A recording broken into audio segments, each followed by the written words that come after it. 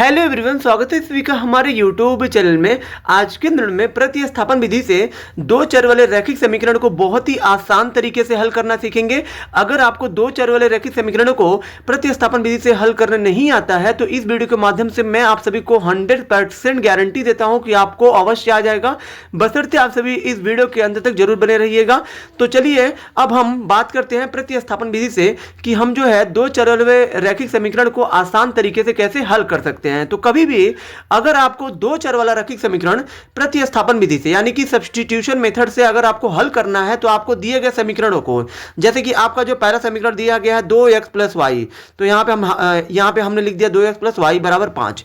ये इसको आपको मान लेना समीकरण 1, ठीक है। अब ये जो दूसरा दिया है, क्या दिया है, x प्लस 2y बराबर 4, इसको आपको समीकरण मान लेना है 2। जब भी आप समीकरण 1 और 2 मानेंगे तो आपको जो इस चीज का ध्यान देना है कि क्या दिया गया समीकरण ax प्लस by बराबर c के रूप में है कि नहीं है। मतलब ये यहाँ पे जो ये आपका ए बी सी है, ए बी सी, ये तीनों आपके क्या हैं, ये तीनों आपके अचर हैं। अचर का मतलब क्या है, ए का मान कुछ भी हो सकता है। जैसे कि मान लीजिए x के साथ यहाँ पे है तो यहाँ पे x के साथ क्या है, 2 है तो 2 एक अचर हो गया। y के साथ कुछ नहीं है तो क्या है, यहाँ पे 1 है, ठीक है। और ये बराबर किधर, ये भी आपका एक अचर है तो ये c है। तो यहाँ पे दिए गए समीकरणों को पहले आपको ये देखना है कि क्या दिया गया समीकरण ax प्लस by बराबर c के रूप यानी कि इस रूप में है कि नहीं है। अगर है तभी आप समीकरण 1 2 मानेंगे, नहीं है तो पहले आपको इस रूप में करना पड़ेगा। जैसे कि मान लीजिए कभी कभी समीकरण ऐसे भी देता है ax plus by plus c बराबर 0 करके देगा, तो आपको क्या करना है, ये जो ax प्लस by को इधर ही छोड़ देना है, प्लस c को ले जाना है 0 के पास, तो ये माइनस c है, मतलब यानी कि c हमारा बराबर के इधर आ गया। अब आप इसको ये समीकरण 1 मान सकते हैं, ठीक है। अब यहाँ पे आपको क्या करना है, यहाँ पे अब जो भी आपने समीकरण 1 और 2 बनाया है, इन दोनों में से किसी एक समीकरण को लेकर आपको जो है x का मान ज्ञात करना है। x का मान कैसे ज्ञात करना है, जैसे कि मान लीजिए समीकरण 1 हमारा है 2x प्लस वाई बराबर 5, समीकरण 2 है हमारा x प्लस 2y बराबर 4। तो इसमें से इन दोनों में से आपको जो है छोटा वाला समीकरण लेके चलना है, क्योंकि छोटे समीकरण को लेके चलने में आसानी रहती है इसलिए।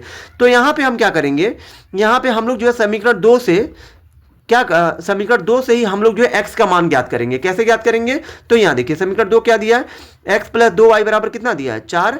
तो फिर यहां से हमको चाहिए x का मान, तो ये 4 है ना, 4 लिखिए, प्लस 2y को भेज दीजिए इधर, तो क्या हो जाएगा माइनस 2y, यानी कि x बराबर 4 माइनस 2y, यही आपका समीकरण क्या हो गया, 3 हो गया। यहां से जो हमें x का मान मिला है 4 माइनस 2y, यही आपका जो है x का मान जो है वही हमने समीकरण 3 मान लेना है आपको, ठीक है।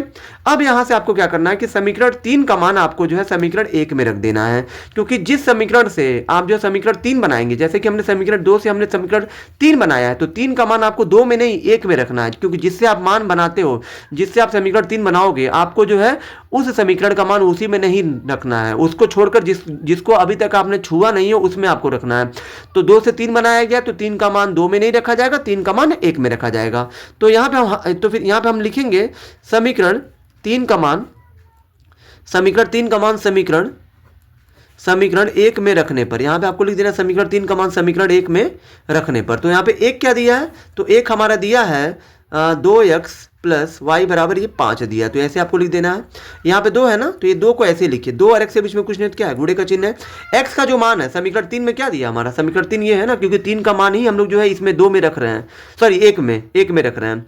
तो यहाँ देखिए समीकरण 2 हो गया। अब जो इसी में हमको x का ये जो मान है 4 माइनस 2y, यानी कि समीकरण 3 को इसी में हमें रखना है।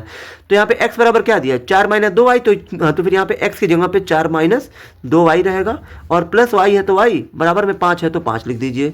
अब ये 2 का गुणा अंदर करके कोष्टक को हटाइए, 2 का गुणा 4 में 8 हो जाएगा, माइनस 2 का गुणा 2y में तो 4y प्लस y बराबर में 5 है तो 5 लिखिए। यहाँ पे 8 है तो 8 को हम जो भेज देंगे 5 के बाद, क्योंकि ये भी एक संख्या है, तो इधर आपका क्या बचेगा माइनस 4y, और ये प्लस 1y है, तो माइनस 4 में से प्लस 1 जाएगा तो कितना आ जाएगा, माइनस 3y हो जाएगा।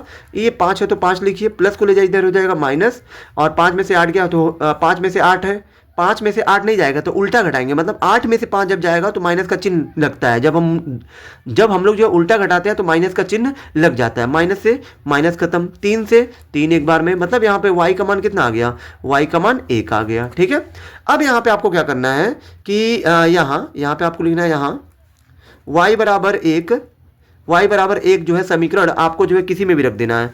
y बराबर, क्योंकि अभी तक हमें जो y का मान मिला, अभी भी हमें जो x का मान चाहिए, तो x का मान प्राप्त करने के लिए y का मान समीकरण 3 में रख दीजिए। तो फिर यहाँ पे आपको लिख देना यहाँ y बराबर 1 समीकरण किस में रखने पर, यहाँ पे हम समीकरण 3 में रखने पर, यहाँ पे आपको लिख देना समीकरण 3 में रखने पर।